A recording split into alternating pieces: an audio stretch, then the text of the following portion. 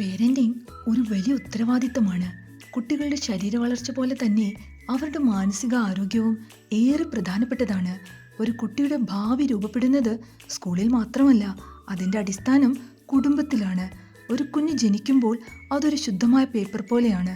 അത് നിറയുന്നത് മാതാപിതാക്കളുടെ സ്നേഹം, സുരക്ഷ നിറഞ്ഞ വാക്കുകൾ, മനസ്സിലാക്കൽ, മാർഗനിർദ്ദേശം എന്നിവയെ ആശ്രയിച്ചാണ്.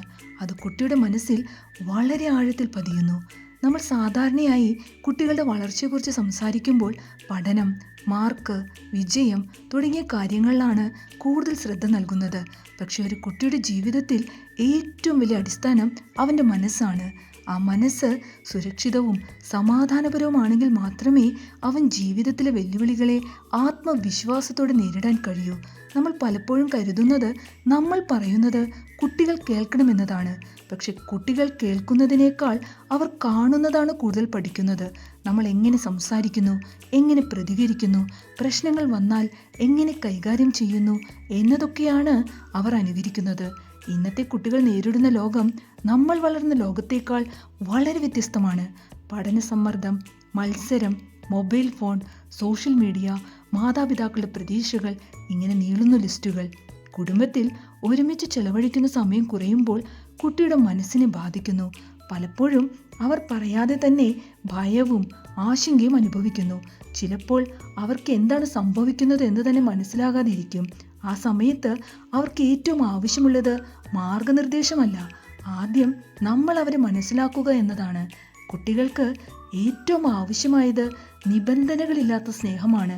അവർ വിജയിച്ചാലും പരാജയപ്പെട്ടാലും നല്ലതും മോശം ചെയ്താലും നമ്മൾ കുട്ടികളെ സ്നേഹിക്കുന്നു എന്നൊരു ബോധം അവരുടെ ഉള്ളിൽ ഉണ്ടാകണം. ചിലപ്പോൾ നമ്മൾ അറിയാതെ തന്നെ കുട്ടികളെ മറ്റുള്ളവരുമായി താരതമ്യം ചെയ്യാറുണ്ട്. അവനെ നോക്ക്, എത്ര നന്നായി പഠിക്കുന്നു എന്നൊരു വാക്കുപോലും ഒരു കുട്ടിയുടെ ആത്മവിശ്വാസത്തെ തകർക്കാൻ കഴിയും. അതിനു പകരം നീ ശ്രമിച്ചാൽ നിനക്കത് നേടാൻ കഴിയും എന്നൊരു പ്രോത്സാഹന വാക്ക് കുട്ടിയുടെ മനസ്സിനെ ശക്തമാക്കും. പേരന്റിങ്ങിൽ നിയന്ത്രണവും സ്വാതന്ത്ര്യവും തമ്മിൽ ഒരു ബാലൻസ് ആവശ്യമാണ്. വളരെയധികം നിയന്ത്രിച്ചാൽ കുട്ടി ഭയത്തോടെ വളരും. വളരെയധികം സ്വാതന്ത്ര്യം നൽകിയാൽ കുട്ടി വഴിമാറാൻ സാധ്യതയുണ്ട്. അതിനാൽ സ്നേഹത്തോടെയും വ്യക്തമായ മാർഗനിർദ്ദേശത്തോടെയും കുട്ടികളെ നയിക്കണം. അതിനാൽ പ്രധാനപ്പെട്ടത് അവരുടെ കൂടെ ചെലവഴിക്കുന്ന സമയമാണ്. ദിവസത്തിൽ കുറച്ച് സമയം കുട്ടികളോട് മനസ്സ് തുറന്ന് സംസാരിക്കുന്നത് അവരുടെ മനസ്സിന് വലിയൊരു ആശ്വാസമാണ്. ഇതോടൊപ്പം മാതാപിതാക്കളുടെ മാനസികാരോഗ്യവും അത്ര തന്നെ പ്രധാനപ്പെട്ടതാണ്. നമ്മൾ സമ്മർദ്ദത്തിലോ വിഷമത്തിലോ ആയിരിക്കുമ്പോൾ അത് അറിയാതെ തന്നെ കുട്ടികളിലേക്ക് പകരും. അതിനാൽ നമ്മൾ സ്വയം സംരക്ഷിക്കാൻ പഠിക്കണം.